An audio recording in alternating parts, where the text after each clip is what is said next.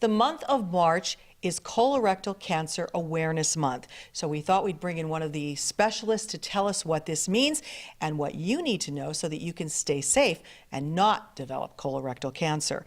With us today is Dr. Michael J. Mahoney, who is an LVPG surgeon working with the Lehigh Valley Hospital Group here in Hazleton.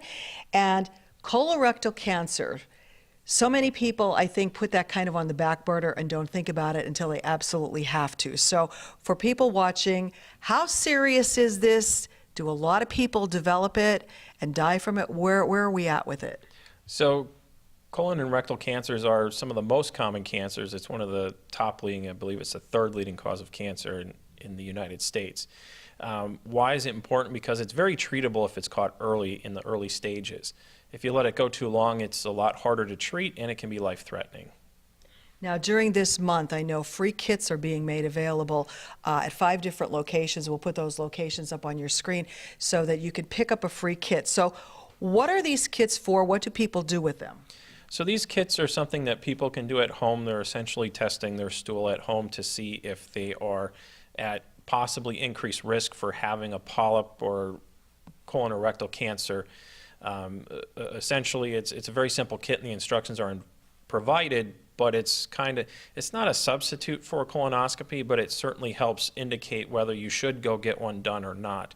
And I've heard people say in the past, for multiple things, well, I have no symptoms, so why do I have to do this? Are there symptoms? Unfortunately, until the tumor has progressed, there's typically no symptoms. About the only thing that people typically might notice is unexplained blood in their stool, or if it's progressed, it has effects on the other parts of the body. But again, that's a later stage tumor. Wow. So now, who should be getting tested to make sure that they don't have it? Is there an age, and do we have to worry about younger people having it as well? So the standard guidelines state normal risk people should start the screenings at age 50, men and women both.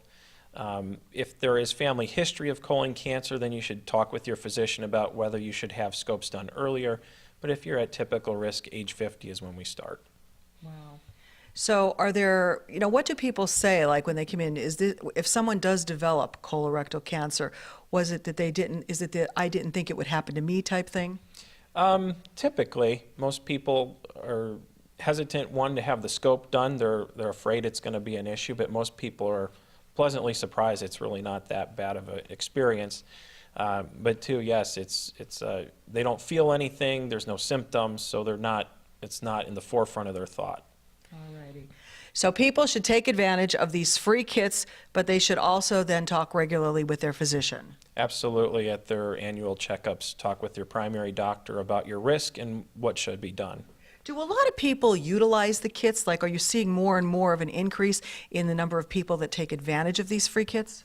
Yes, year-round I actually have patients come to the office that have had positive tests, and as well as I believe last year we gave out the free kits too, and they ran out rather quickly. So a lot of people are utilizing these kits because it's easy to do at home. All right. Well, very important information that could save lives, and you said very treatable if it's caught early, so that is the key. Yes, early detection is always better. All right. If you would like one of these free kits, again, we have the locations up on your screen. Please take advantage of this, and as Dr. Mahoney said too, follow up with your family physician. That is the best thing, and we hope that everyone stays safe.